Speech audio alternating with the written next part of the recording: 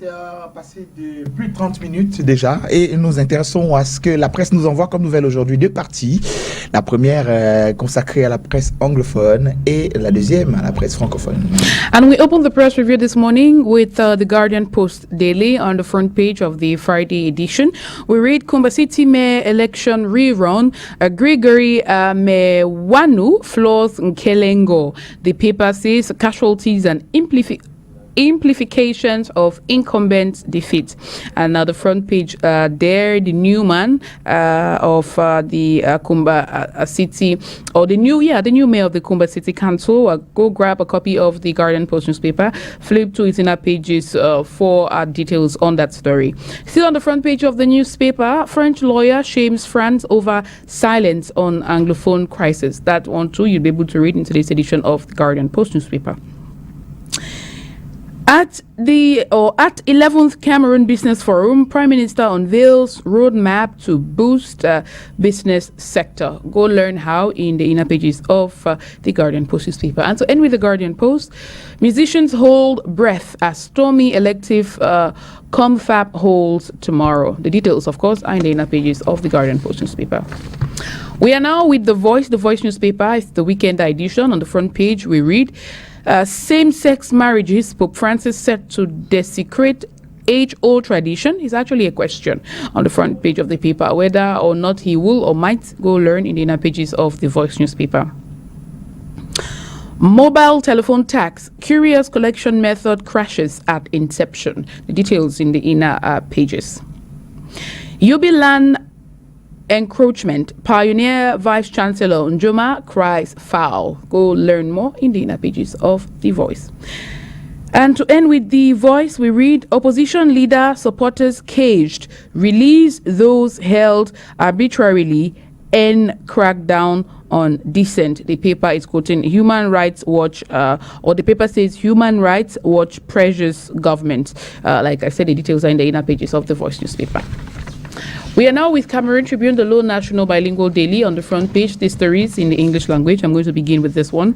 Kumba City Council, Gregory Mewanu is new mayor, the paper says. He beats the incumbent Victor Nkelengo by 42 votes to 33 yesterday, October 22, 2020, during an election rerun. Go to page 5 for the rest on that story. And in sports, Shan 2021, Olembe could be used, the paper says, after a visit to the construction site of the sports complex in Yaoundé yesterday, October 22, 2020. The Minister of Sports and Physical Education raised possibilities of using the training fields there for the upcoming competition. More on page 29. And well, that does it for this first part of the press review. Good morning, Cameroon. Today, you know what to do to get the details of the stories. Go to the closest newspaper stand and get yourself copies of these papers, or so you can subscribe and read online. It's now time for us to look at what the papers are saying in the French language. Is going to be the business of Christian women. Et voilà, nous poursuivons donc avec Cameroun Tribune qui consacre sa une ce matin au climat des affaires.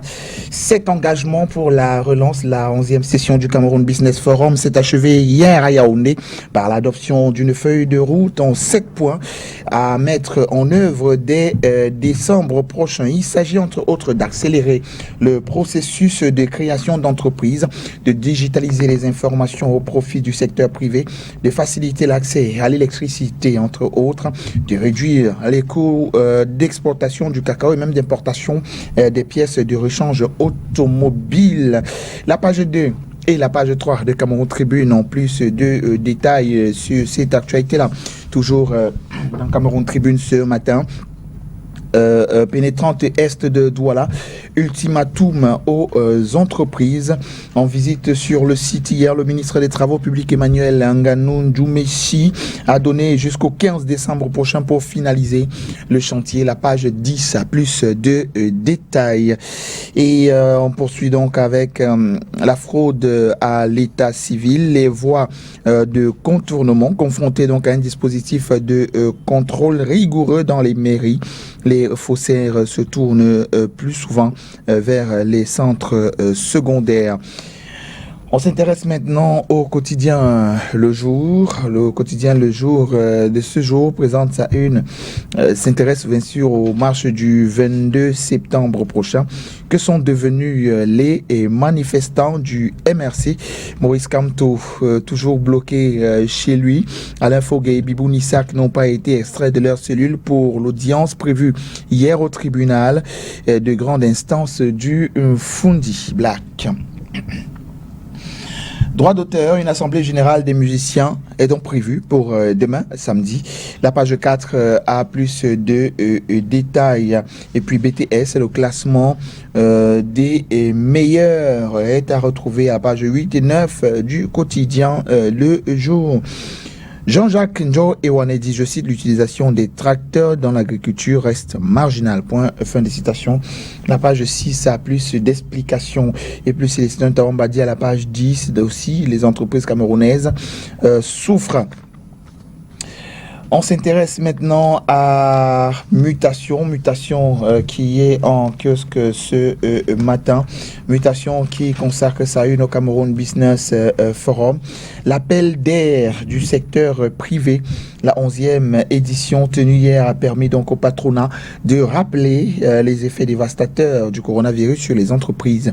Ce qui est attendu du gouvernement est à retrouver à la page 11 de Mutation en kiosque ce matin. Et puis du côté de l'université de Tchang à la page 6, les étudiants sont en grève. Les raisons sont à retrouver dans les colonnes du journal à la page 7. Les startups de TikTok, les stars, autant pour moi, de TikTok, ici au Cameroun, sont à retrouver justement à la page 7 de Mutation.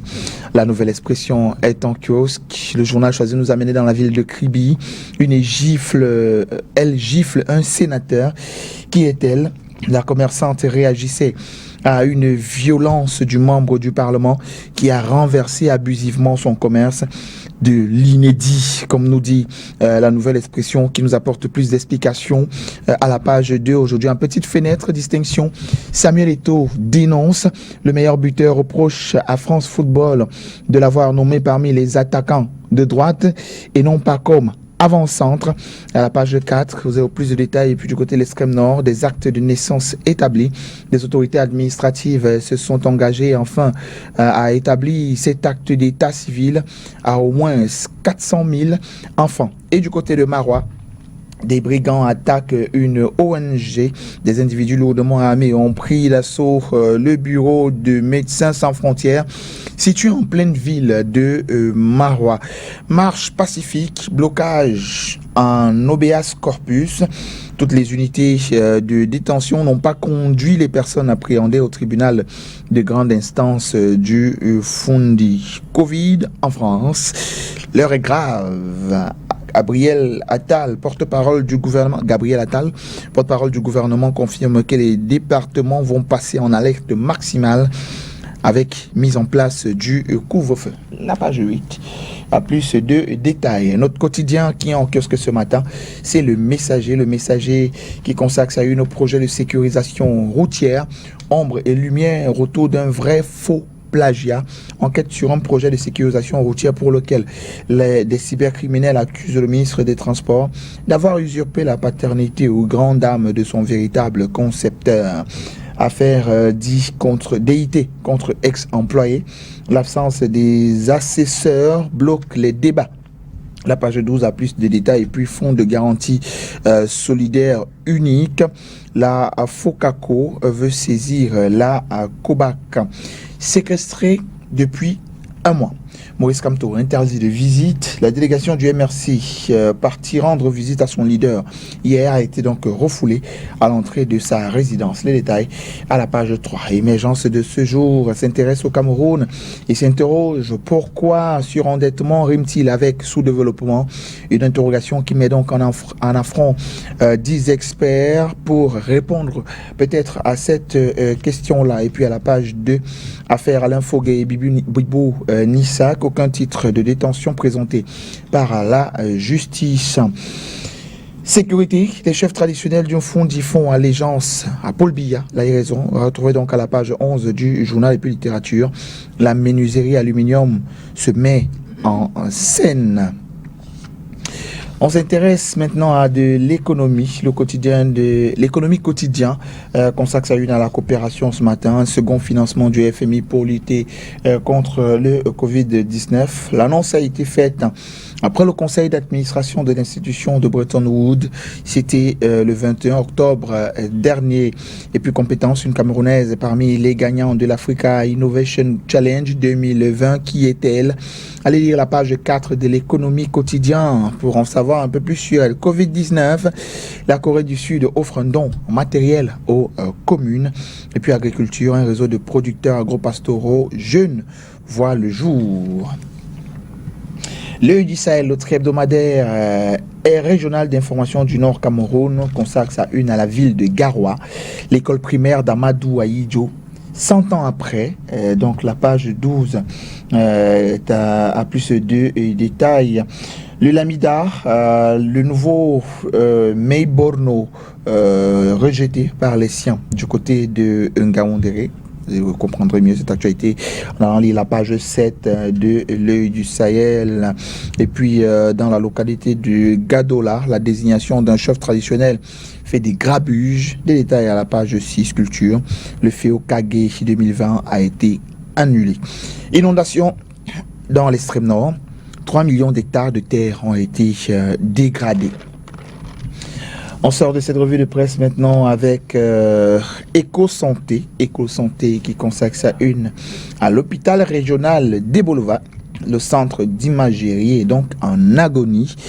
Le journal donc nous donne plus de détails à la page 6 de son édition ce jour. La qualité des soins de santé des réfugiés préoccupe le HCR. Du 21 au 22 octobre dernier, la représentation de la sous-délégation du Haut Commissariat des Nations Unies pour les réfugiés du côté de Marois a tenu un atelier donc à l'intention des autorités administratives sanitaires et des membres du comité des réfugiés autour de l'amélioration donc de la santé des personnes réfugiées à la salle de réunion de la commune de Kaélé. Les détails à la page 9 de Éco-Santé qui est en kiosque ce jour. Hôpitaux de district de Foulane et de Mfou. Les challenges des directeurs nouvellement nommés. Budget 2020. Hôpital gynéco-obstétrique et pédiatrique de Yaoundé examine le bilan de l'exécution à mi-parcours. La page 3 a plus de détails. Voilà qui met un thème donc à cette revue de presse. Rendez-vous est pris dans les kiosques.